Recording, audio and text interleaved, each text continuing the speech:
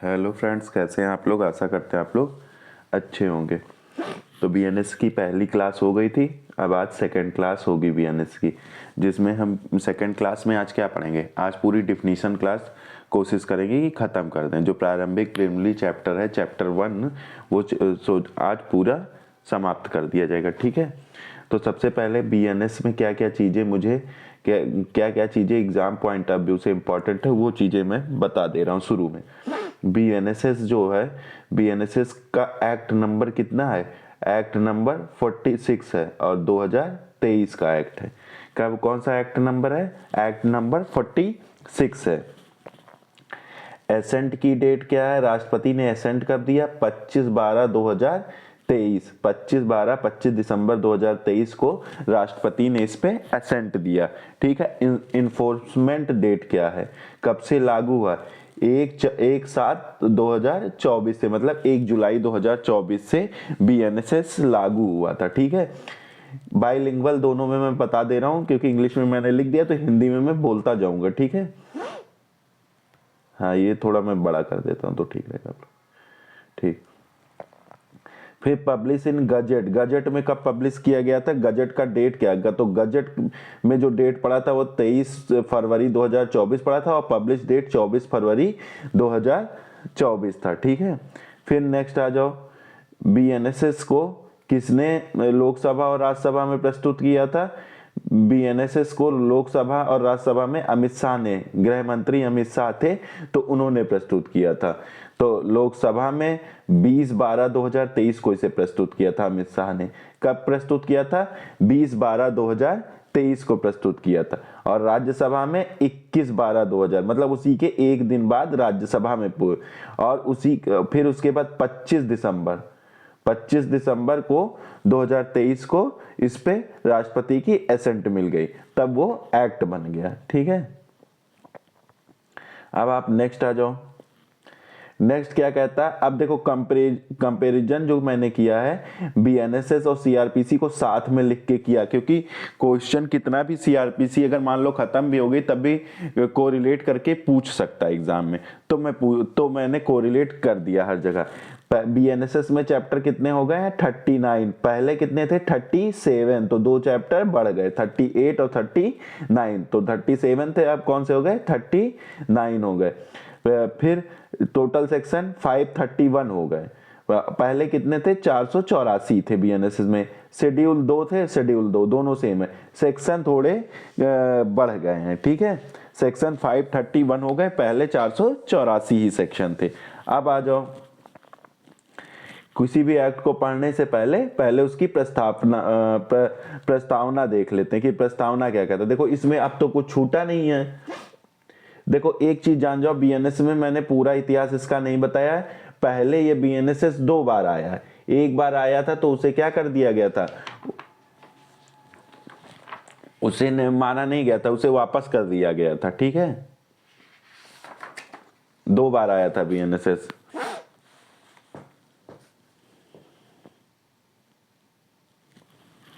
उसका भी इतिहास देख लेना, 11 अगस्त को या 18 अगस्त को, मेरे ख्याल से 11।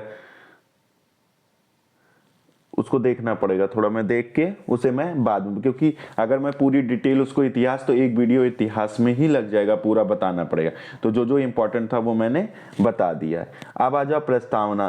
प्रस्तावना क्या कहता है? प्रस्तावना मतलब किस लिए? समेकन करना। समेकन मतलब क्या करना? एक जगह जो प्रक्रिया के सारे नियमों को एक साथ लाना। एक जगह जो प्रक्रिया, जो सीआरपीसी की प्रक्रिया के नियम है क्रिमिनल प्रोसीजर के सॉरी, उनको एक साथ रख देना। तो सीआरपीसी में प्रोसीजर जो है, सारा चीज एक साथ इसी बीएनएसएस में रख दिया गया। और संशोधन करना।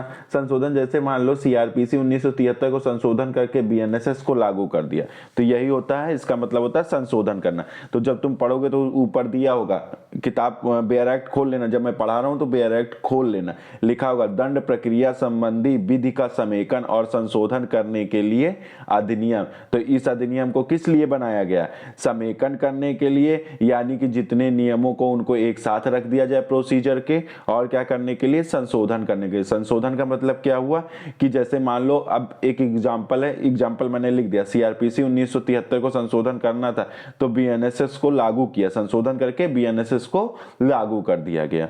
फिर आप आ जाओ, क्योंकि जब इसका आप आखिरी सेक्शन पढ़ोगे बीएनएसएस का, जब आप लोग आखिरी सेक्शन पढ़ोगे 531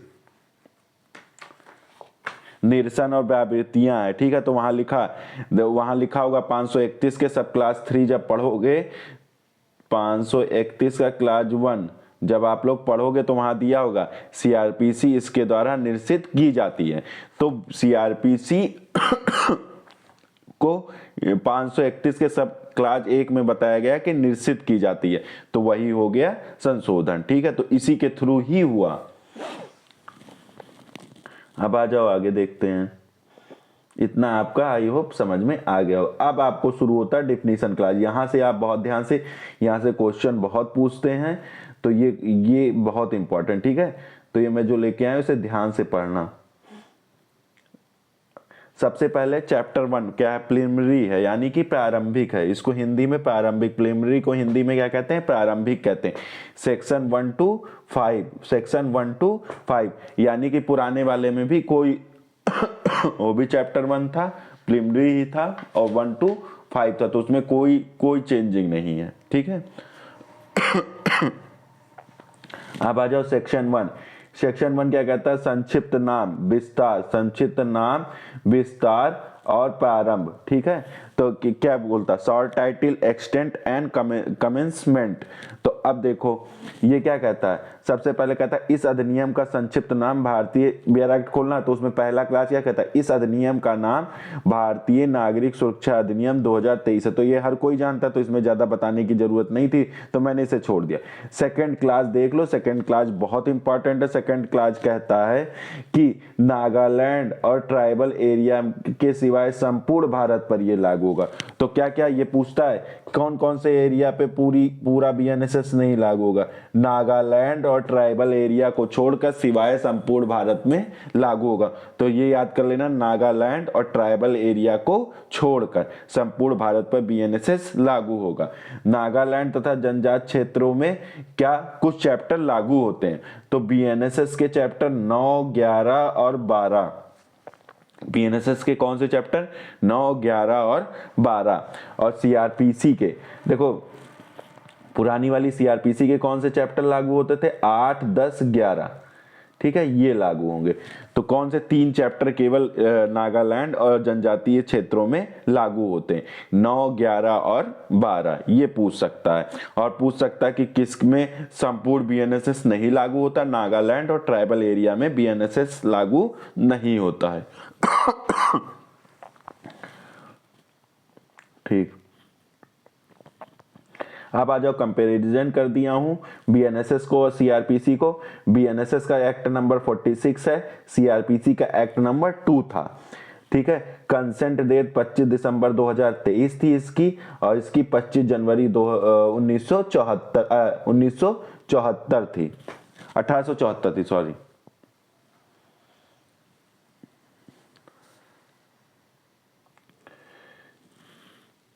क्या बोलते हैं? 1874 नहीं, 1974 थी, ठीक है। फिर उसके बाद इन्फोर्समेंट डेट कितनी थी? 1/7/2024, 1 जुलाई 2024, और इसकी इन्फोर्समेंट डेट थी 1 अप्रैल 1974, 1 अप्रैल 1974। तो ये कंसेंट डेट, ये दोनों को कंपैरिजन करके मैंने लिख दिया, ठीक है। फिर अब आ जाओ नेक्स्ट क्या कहता है? आप परिभाषा क्लास, डिफिनीशन क्लास, यहां से आप लोगों की स्टार्ट होती। जो चीज उसमें पूछने वाला था वो मैंने बता दिया। सेक्शन 2 क्या कहता है? परिभाषा, डिफिनीशन क्लास है। सेक्शन 2 डिफिनीशन क्लास है। तो देखो, डिफिनीशन क्लास पढ़ने से पहले एक चीज बता दूं, डिफिनीशन जो है वो अगर आप इंग्लिश में मतलब जैसे ऑडियो, वीडियो, इलेक्ट्रॉनिक मींस दिया है, तो सदृश इलेक्ट्रॉनिक मत पढ़ने की कोशिश करना, क्योंकि ये अल्फाबेटिकल दिया गया डिक्शनरी के अनुसार। तो अगर इंग्लिश में इसे पढ़ोगे तो जल्दी याद हो जाएगा, ठीक है। सॉरी। तो क्या कहता है?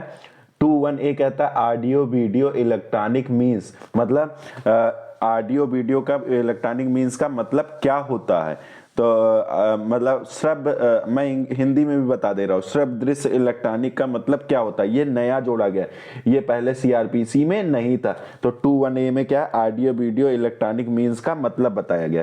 तो देखो अगर आप उससे पढ़ोगे तो लिखा है, मैं पढ़ दे रहा हूँ, श्रव्य दृश्य इलेक्ट्रॉनिक से अभिप्रेत है, इसके अंतर्गत वीडियो कॉन्फ्रेंसिंग के प्रयोजन के लिए पहचान की आदेशिका को अभिलिखित करना, तलाशी और अभिग्रहण या साक्ष्य, इलेक्ट्रॉनिक संसूचना का प्रेषण और ऐसे अन्य प्रयोजन के लिए किसी संसूचना युक्ति का प्रयोग, और ऐसे अन्य साधन भी हैं जिसे राज्य सरकार नियमों द्वारा उपबंधित करे। तो देखो मैंने इसे शॉर्ट फॉर्म में बना दिया, एनी कम्युनिकेशन डिवाइस, कोई भी संसूचना युक्ति, कोई भी संसूचना युक्ति मतलब डिवाइस मतलब युक्ति होता है ना, युक्ति होता है या कोई ऐसा जिसे स्टेट गवर्नमेंट ने रूल बनाकर प्रोवाइड किया हो, या कोई ऐसा जिसे स्टेट गवर्नमेंट ने रूल बनाकर प्रोवाइड किया हो। अब देखो इसमें क्या क्या चीजें आ जाएंगी, एनी कम्युनिकेशन डिवाइस में क्या आ जाएगी, जो इससे वीडियो कॉन्फ्रेंसिंग होता है वो भी आ जाएगा इसके अंतर्गत, जिससे आइडेंटिफिकेशन किया जाता है वो भी इसके अंतर्गत आ जाएगा ऑडियो वीडियो इलेक्ट्रॉनिक में, जिससे सीज और सर्च और सीज कर रहे हैं वो भी इसके अंतर्गत आ जाएगा, एविडेंस जिससे इकट्ठा कर रहे हैं, जिस इलेक्ट्रॉनिक डिवाइस से एविडेंस इकट्ठा कर रहे हैं वो भी इसके अंतर्गत आ जाएगा, ट्रांसमिशन मतलब एक जगह से दूसरी जगह भेज रहे हैं तो ट्रांसमिशन भी इसके अंतर्गत आ जाएगा, ट्रांसमिशन मतलब प्रेषण, एक जगह से दूसरी जगह से सूचना को भेजना, तो क्या होता है ट्रांसमिशन होता है। अदर मीन्स मतलब कोई और भी माध्यम हो तो वो भी इसके अंतर्गत आएगा। तो इतना याद कर लेना, अगर कुछ नहीं याद हो रहा है तो ऑडियो वीडियो इलेक्ट्रॉनिक मीन्स कहाँ दिया गया, BNSS में सेक्शन 2 के क्लास 1 के सब क्लास A में, क्योंकि देखो ऑडियो ए से शुरू होता है ना, तो इसी वजह से इसे पहले रखा गया। फिर उसके बाद अब आ जाओ, क्योंकि ये ए अल्फाबेट से शुरू है तो 21A में दिया गया है। अब देखो उसके बाद आ जाओ बेल, बेल भी पहले सीआरपीसी में नहीं थी, सीआरपीसी में बेल नहीं थी पहले, अब आ गई है बेल, बेल को भी डिफाइन कर दिया है। तो ए भी नया, तो बी से बेल होता है, तो 21B में क्या दिया गया, बेल की परिभाषा। 21B में क्या दिया गया, जमानती बताया गया, ठीक है। तो अब इसे पढ़ लो क्या कहता है, जमानत से किसी अधिकारी या न्यायालय द्वारा आरोपित मतलब इल्जाम लगाया गया, कतिपय मतलब कुछ शर्तों पर किसी अपराध के कारित किए जाने के अभियुक्त या संदिग्ध व्यक्ति द्वारा किसी बंद पत्र या जमानत पत्र के निष्पादन पर विधि की अभिरक्षा से ऐसे व्यक्ति का छोड़ा जाना। सॉरी,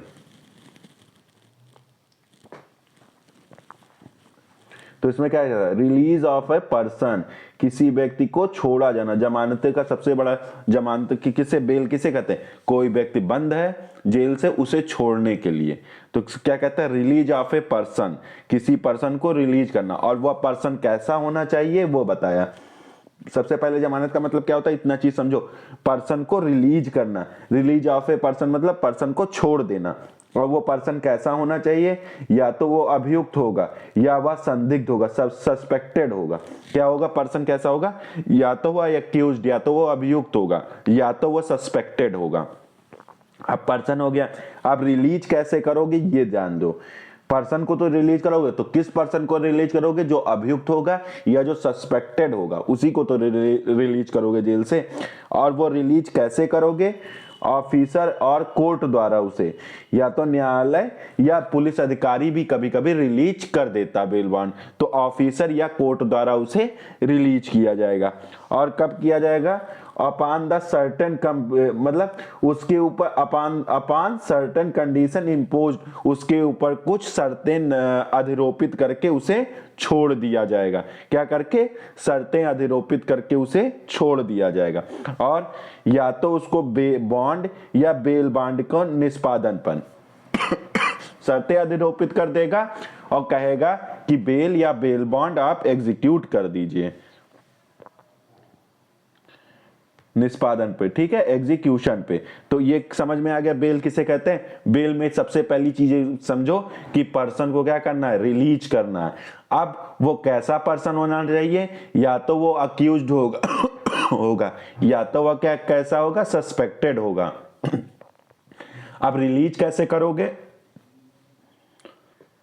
अब रिलीज कैसे करोगे, रिलीज जो करना है उसे छोड़ोगे कैसे, कैसे छोड़ोगे, कौन छोड़ेगा, उस व्यक्ति को जो सस्पेक्टेड पर्सन है या जो एक्यूज्ड पर्सन है उसे कौन छोड़ेगा, ऑफिसर या तो छोड़ेगा या तो कोर्ट छोड़ेगा। अब ऑफिसर और कोर्ट कैसे छोड़ेगा, या तो उसके ऊपर कोई कंडीशन इंपोज्ड कर देगा कि आप इस कंडीशन के तहत आपको छोड़ा जाता है, या बेल और बॉन्ड, बेल और बॉन्ड भरा कर उसका और कहेगा कि इसको बेल और बॉन्ड भरो, फिर हम आपको छोड़ेंगे, रिलीज करेंगे। तो इतनी चीजें, इसी को क्या कहते हैं, बेल कहते हैं, जमानत कहते हैं। आई होप इतनी चीजें आप लोगों को समझ में आ गई होंगी। अब चलते हैं नेक्स्ट उस पे।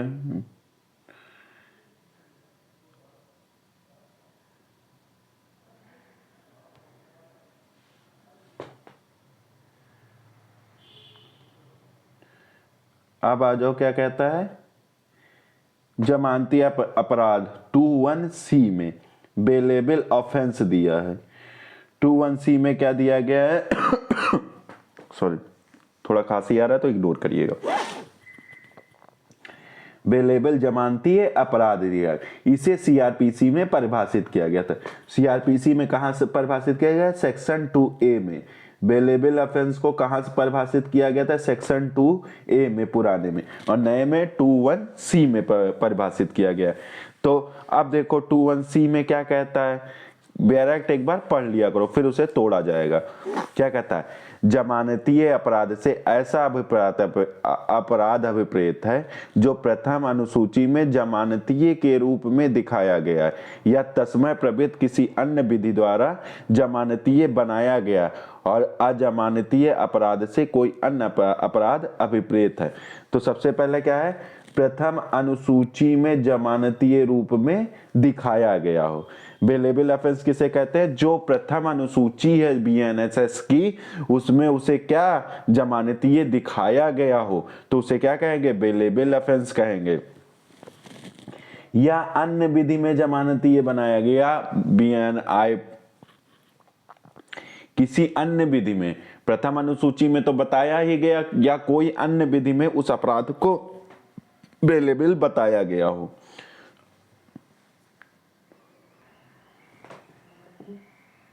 और जिनको जमानती नहीं बनाया गया उनको अजमानतीय अपराध कहेंगे। तो अब इसका दो चीज मतलब समझो, इसमें बेलेबल ऑफेंस और नॉन बेलेबल ऑफेंस दोनों को बताया गया। ये देख लेना क्या बताया गया है कि जो फर्स्ट शेड्यूल में बताया गया दिखाया गया जमानतीय हैं, या किसी अन्य विधि में उन्हें जमानतीय दिखाया गया। अन्य विधि मतलब एनी अदर लॉ में, और या कोई अदर ऑफेंस को बेलेबल दिखाया गया है तो उसे बेलेबल माना जाएगा। अन्यथा जितने भी ऑफेंस बचेंगे उन्हें क्या कहेंगे, अजमानतीय अपराध कहेंगे, नॉन बेलेबल ऑफेंस कहेंगे। इतनी चीजें आई होप समझ, बेलेबल आप लोगों को समझ में आ गया। क्या होना चाहिए बेलेबल ऑफेंस, ऐसे अपराध जिसको बीएनएसएस की प्रथम अनुसूची में बेलेबल दर्शाया गया या किसी तस्मय प्रवृत्त किसी अन्य विधि में, अन्य विधि में कोई स्पेशल या लोकल लॉ, मतलब ये सब चीजों टाइप की होंगी, तो उसमें क्या किया, उसे जमानतीय उन अपराधों को बताया गया। इन चीजों को छोड़कर बाकी जितने ऑफेंस बचते हैं वो सब किसे कहते हैं, उन सभी ऑफेंसों को नॉन बेलेबल ऑफेंस कहते हैं। तो इतना आ गया। तो बेलेबल भी इसी में पढ़ लिए और नॉन बेलेबल भी इसी में पढ़ लिए। अब आप आ जाओ सेक्शन 21D में। सेक्शन 21D में बेल और बांड, बेल और बांड जमानत पत्र सॉरी, थोड़ी तबीयत नहीं सही है तो एवॉइड करिएगा।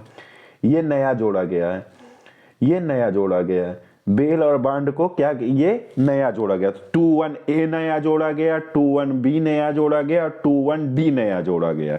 डी में क्या बताया गया, बेल और बांड। तो पहले बेल बांड की परिभाषा सीआरपीसी में नहीं बताई गई थी। तो अब पढ़ लो, बेल बॉन्ड क्या कहता है, जमानत पत्र से प्रतिभूत के साथ छोड़े जाने के लिए कोई वचन पत्र अभिप्रेत है। तो देखो इसको साधारण रूप से समझो, ऐसा वचन पत्र जो श्योरिटी के साथ हो, प्रतिभूति के साथ। अब प्रतिभूत का मतलब क्या, कोई आदमी श्योरिटी ले रहा हो और उस श्योरिटी को क्या एक वचन पत्र पे लिख के दे रहा हो कि मैं इस आदमी का क्या श्योरिटी लेता हूं कि आदमी सही तरीके से रहेगा, अच्छे तरीके से रहेगा। तो श्योरिटी कौन, श्योरिटी एक व्यक्ति होता है। श्योरिटी कौन होता है, व्यक्ति होता है। और वो कुछ रखता है, अपनी गाड़ी का कागज रख देगा या उसकी जो भी होगी लाइसेंस रख देगा कुछ, कि इसकी श्योरिटी की जिम्मेदारी मैं होता हूं। इस आधार पर व्यक्ति को क्या कहता है, न्यायालय, छोड़ा जाता है। वचन पत्र जो होता है, बेल बॉन्ड जो होता है, वचन पत्र मतलब अंडरटेकिंग, वचन पत्र मतलब अंडरटेकिंग, श्योरिटी, अंडरटेकिंग लिखता है और उसमें श्योरिटी के साथ लिखता है कि तो इस आधार पर क्या कहता है, न्यायालय उसे छोड़ देता है। तो इस पर तो इस तरह जमानत पत्र वचन बंध और प्रतिभूत के साथ छोड़ा जाता है। मतलब बेल बॉन्ड किसे कहते हैं, जब व्यक्ति को क्या किया जाता है, जमानत पत्र क्या, बंध पत्र और प्रतिभूत के साथ छोड़ा जाता है। जमानत पत्र के अंतर्गत क्या आता है, वचन बंध आता है, अंडरटेकिंग आता है और श्योरिटी आता है। जमानत पत्र के अंतर्गत क्या आता है, वचन बंध। देखो इसको सही से देख लेना, ये वचन बंध है, ठीक, इसे अंडरटेकिंग कहते हैं। श्योरिटी के साथ देता है तो उसे क्या कहते हैं, बेल बॉन्ड कहते हैं। अब इसको समझ में आया? सॉरी, ठीक है, बेल बॉन्ड इतना समझ में आ गया। अब आ जाओ 21E में, ए भी नया जोड़ा गया। तो 21E में क्या जोड़ा गया, बॉन्ड जोड़ा गया। तो बेल बॉन्ड बीबी तो डी में हो जाएगा और केवल बी यानी कि बॉन्ड ई में हो जाएगा। इसी वजह से मैं कहता हूं इंग्लिश में याद करो, वो अल्फाबेटिकल दिया, आसानी से याद कर लोगे। इंग्लिश वालों को आसानी से याद हो जाता है, हिंदी वालों को दिक्कत होती है, ठीक है। तो इस तरीके से याद कर लो। इसमें क्या कहता है, ऐसा वचन पत्र, देखो इसमें बंध पत्र पहले पढ़ लो डायरेक्ट से। बंध पत्र से प्रतिभूत श्योरिटी के बिना छोड़े जाने के लिए कोई व्यक्तिगत बंध पत्र या वचन बंध अभिप्रेत है। मतलब कैसा, ऐसा वचन पत्र जो श्योरिटी के बिना हो, मतलब वो व्यक्तिगत जिम्मेदारी लेता है, उसकी जिम्मेदारी और कोई नहीं लेता। बॉन्ड में क्या होता है, बॉन्ड में वो व्यक्तिगत जिम्मेदारी लेता है, श्योरिटी कोई और नहीं लेता है, कोई अन्य पर्सन नहीं लेता। कौन लेता, व्यक्तिगत रूप से वो खुद लेता है। इस आधार पर व्यक्ति को छोड़ा जाना क्या कह रहता है, तो इस तरह बंध पत्र प्रतिभूत के बिना और व्यक्ति बंध पत्र या वचन बंध के साथ होता है। तो देखो इसमें क्या होता है, जो ये होता है, जो बंध पत्र होता है, जो बॉन्ड होता है, वो बंध पत्र कैसे, अंडरटेकिंग कैसे होगा, वो होगा प्रतिभूत के बिना होगा, उसमें व्यक्तिगत बंध पत्र होगा या वचन पत्र होगा, वचन बंध होगा, ठीक है। तो पहले वाले में व्यक्तिगत नहीं, बेल बॉन्ड में व्यक्तिगत नहीं, श्योरिटी होती है, उसमें श्योरिटी होती है, लेकिन बॉन्ड में व्यक्तिगत रूप से उसमें श्योरिटी नहीं होती, प्रतिभूत नहीं होती है। तो 21E भी आई होप आप लोगों को समझ में आ गया होगा। अब चौथा आ जाओ,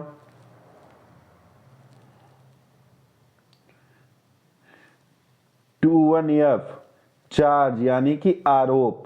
21F में किसे, आरोप को बताया गया। तो आरोप पहले सीआरपीसी में 2B में बताया गया था। कहां, 2B में बताया गया था। तो अब कहां बताएगा, 21F में बताया गया।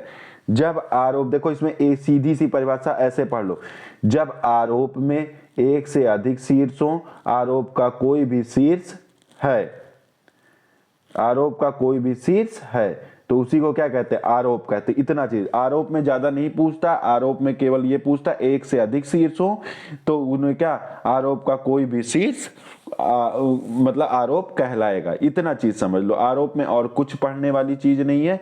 देखो आरोप को अगर पढ़ना है तो बहुत आराम से, आरोप मतलब क्या होता है, दोषारोपण करना, इल्जाम लगाना, किसके, न्यायालय द्वारा। और आरोप कैसा होता है, लिखित में होगा। आरोप जो होगा, चार्ज कौन लगाता है, न्यायालय लगाता है।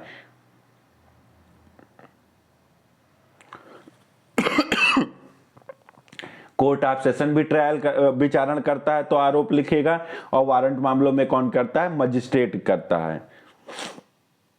परंतु जो सम्मन मामले होते हैं और संक्षिप्त विचारण मामलों में आरोप का लिखित में होना आवश्यक नहीं है।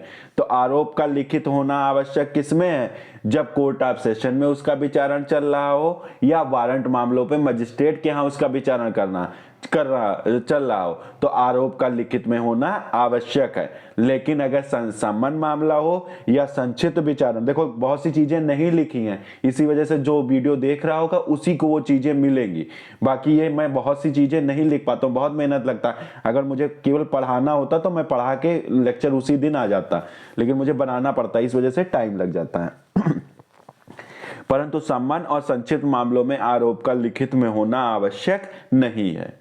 ठीक है, तो आरोप का मतलब क्या समझे, दोषारोपण या इल्जाम लगाना। आसान भाषा में, बेयर एक्ट की भाषा में तो नहीं समझ पाओगे, लेकिन मैं आसान भाषा में क्या कहता हूं, आरोप का मतलब क्या होता है, दोषारोपण होता है। क्या होता है, दोषारोपण होता है या इल्जाम लगाना। अब ये इल्जाम कौन लगाता है, न्यायालय द्वारा लगाया जाता है। ये दोषारोपण कौन करता है, न्यायालय करता है। अगर कोर्ट ऑफ सेशन में विचारण होगा तो वो लिखित में दोषारोपण करेंगे, या वारंट मामलों में मजिस्ट्रेट के यहाँ अगर कोई दोषारोपण हो रहा है तो वो भी लिखित में किया जाएगा। लेकिन अगर सम्मन मामला है या संक्षिप्त विचारण है तो इन मामलों में क्या बोलते हैं, आरोप का लिखित में होना आवश्यक नहीं है।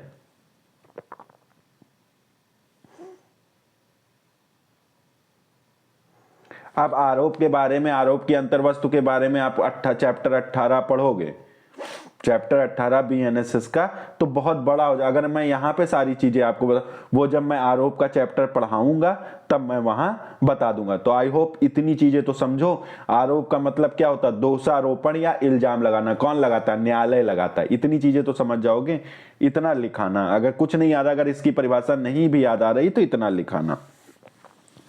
अब आ जाओ 21G क्या कहता, कॉग्निजेबल ऑफेंस कहता है। 21G क्या कहता है, कॉग्निजेबल ऑफेंस कहता है, संज्ञेय अपराध के बारे में बताता है। 21G किसके, कॉग्निजेबल ऑफेंस यानी कि संज्ञेय अपराध के बारे में बताता है। तो सीआरपीसी 2C में, सीआरपीसी 2C में, किसमें, 2C में संज्ञेय अपराध को, जो सीआरपीसी की धारा 2C थी तो उसमें संज्ञेय अपराध को बताया गया था।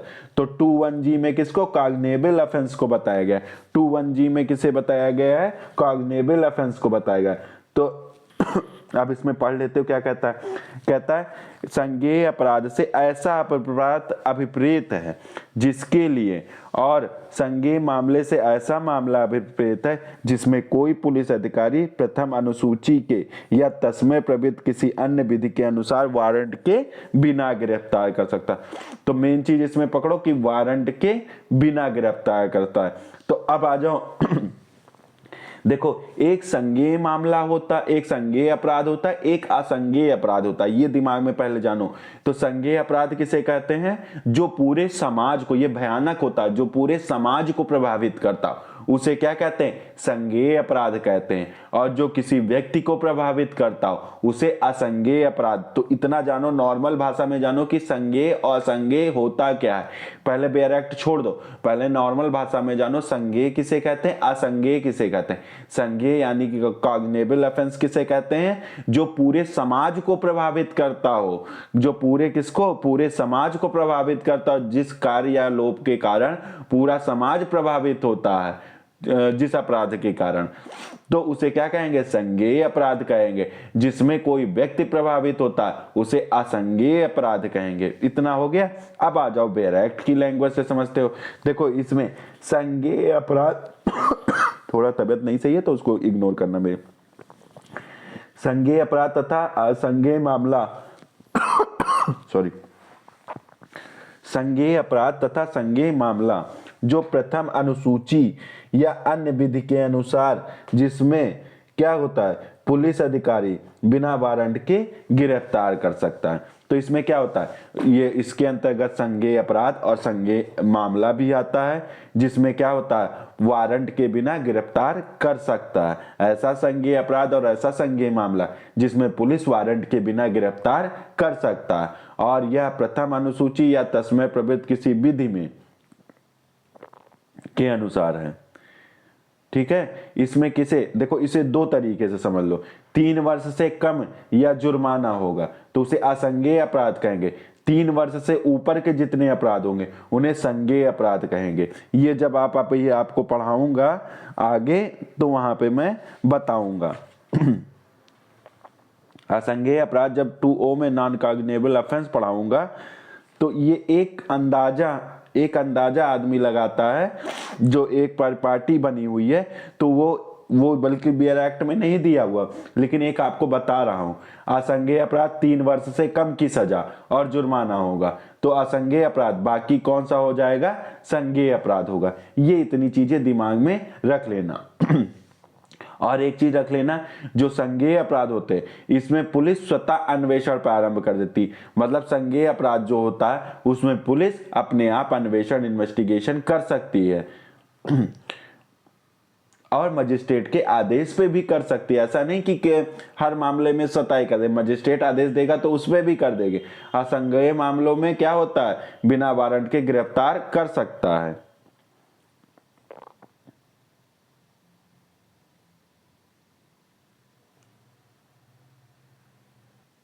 देखो संज्ञेय और संज्ञेय में अंतर समझो, संज्ञेय में समाज प्रभावित होता है, असंज्ञेय में व्यक्ति प्रभावित होता है। संज्ञेय को 21G में परिभाषित किया गया, असंज्ञेय को 21O में। तो अगर मैं पूरा बताऊंगा तो बहुत बड़ा हो जाएगा, तो नॉर्मल चीजें समझो। संज्ञेय मतलब जो समाज को प्रभावित करता, असंज्ञेय मतलब जो व्यक्ति को प्रभावित करता हो। इतनी चीजें समझ में आ गई होंगी ना, तो बस इतना दिमाग लगा लेना कि संज्ञेय जैसे पूछेगा संज्ञेय अपराध तो संज्ञेय अपराध जैसे पूछे वैसे बता दो। संज्ञेय अपराध से अभिप्रेत संज्ञेय अपराध का मतलब है ऐसा अपराध, संज्ञेय मामले से मतलब है ऐसा मामला जिसमें क्या पुलिस अधिकारी जो क्या होता है प्रथम अनुसूची या तस्मय प्रवृत्त किसी अन्य विधि के अनुसार वारंट के बिना उसे गिरफ्तार कर सकता है। वारंट के बिना उसे गिरफ्तार कर सकता है, उसे क्या कहते हैं संज्ञेय अपराध कहते हैं। जिसमें कोई पुलिस अधिकारी प्रथम अनुसूची के या तस्मय प्रवृत्त किसी अन्य विधि के अनुसार, मतलब कैसे कर सकता है प्रथम अनुसूची के अनुसार। प्रथम अनुसूची में अगर उसको कॉग्निजेबल ऑफेंस दिखाया गया है तो गिरफ्तार कर सकता है, या तस्मय प्रवृत्त अन्य विधियों में।